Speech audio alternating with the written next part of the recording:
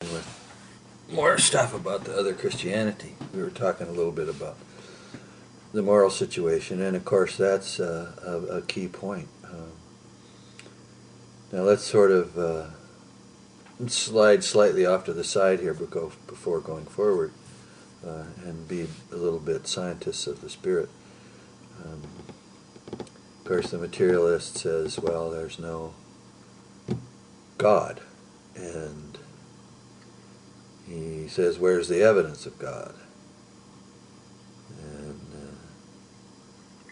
that's not a bad point of view to take in a certain sense. It's very rational, and it wouldn't be a problem if the scientist hadn't pretty much eliminated from what he was willing to pay attention to all the evidence of God in the process of developing natural science. I talked about that a little bit when I talked about the difference between quantities and qualities. When all the natural scientist does is look at the number relationships of the objects of his experience, and won't deal with qualities because they can't be reduced to number in some fashion. You can't count them or measure them.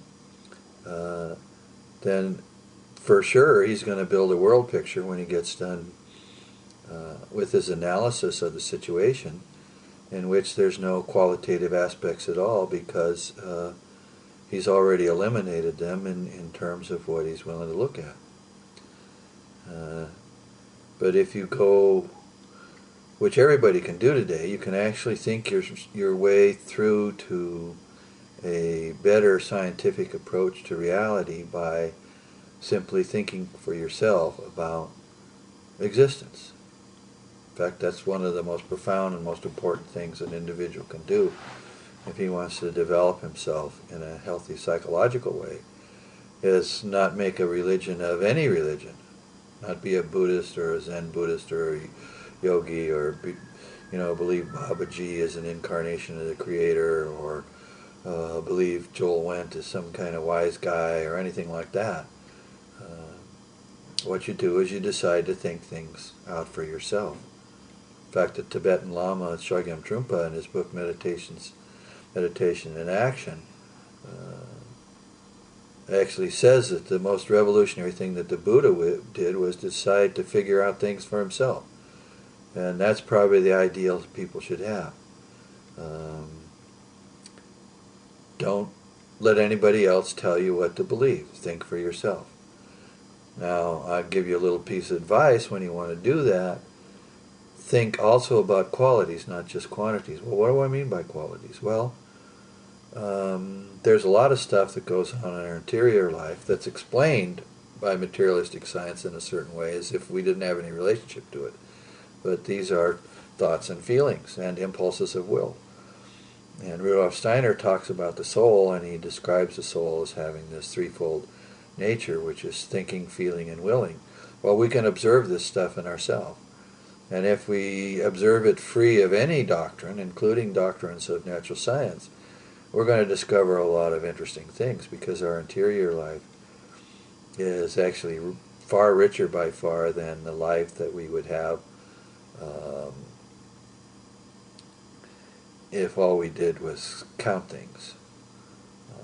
And these are difficult things to relate to in a large part. I mean, just think about what happens when we get in a relationship with another human being, where we feel drawn to them and we want to love them and we want to be loved by them. You can't analyze that. Anybody that really tries to do that is not paying attention.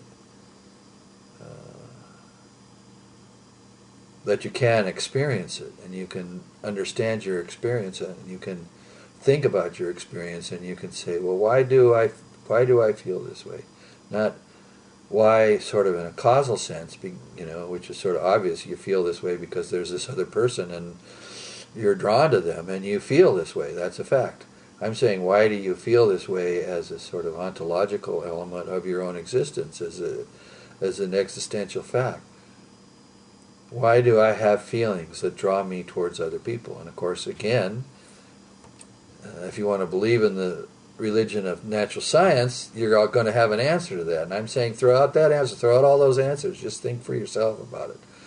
Think think your own thoughts. You'll be surprised what happens when you think your own thoughts, because there's something in thinking. Getting to that now, finally, a little bit.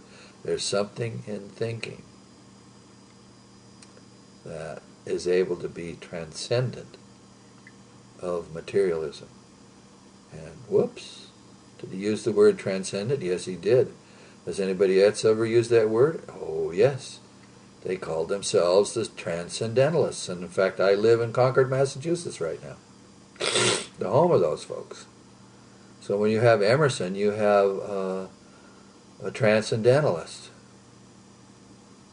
His thinking was transcendent. He let it surpass the limits that might be imposed upon it by a rationality which says that thinking is bound to the brain, and it's a material thing. And the brain has these illusions about stuff and so on. You'll find that those issues discussed in the Natural Christian. But let's take a look at this. Let's take a look at Emerson and thinking for a minute here, because Emerson, who was a preacher at one point in his life, stepped away from that to become a transcendentalist. And transcendentalism is a kind of heretical Christianity. It's very much about the Spirit. But what does it say about the Spirit? What did Emerson say? Well, he said a very interesting thing in his essay, Nature. He said this: nature is a thought incarnate, and turns to thought again, as ice becomes water and then gas. The world is mind precipitated, and the volatile essence is forever escaping into the state of free thought. Now, Emerson said this when he was 33 years old in 1836. 50 years later, Rudolf Steiner, in his book A Theory of Knowledge Implicit in Goethe's World Conception, says something very similar. He says, thought is the last of a series of processes by which nature was formed. Now, thinking is not outside nature. Thinking is inside nature. Thinking is included in nature. When we think we are doing something that nature has made possible, whether we want to causally relate it to random chance or we want to have a divine creator, the fact is that we only arrive at these situations, at these point of view, because we're thinking beings. It's as thinkers that we have natural science. And individuals want to think their own thoughts, and so I'm encouraging you to think your own thoughts. You can get inspired by Emerson or Steiner when they talk about it, and they say thinking is at the basis and root of the world, because there's a lot to be said that way. And it is true. Thinking is at the root and basis of the world. Thinking is, to put it in the way Steiner would put it, a spiritual activity. When we think, we are at the edges or the threshold of the transcendent life experience. And Emerson and those folk believed that in their bones. They felt that to be true, and they let their thinking flower, and they produced all this activity. And it's rather amazing if you think about it.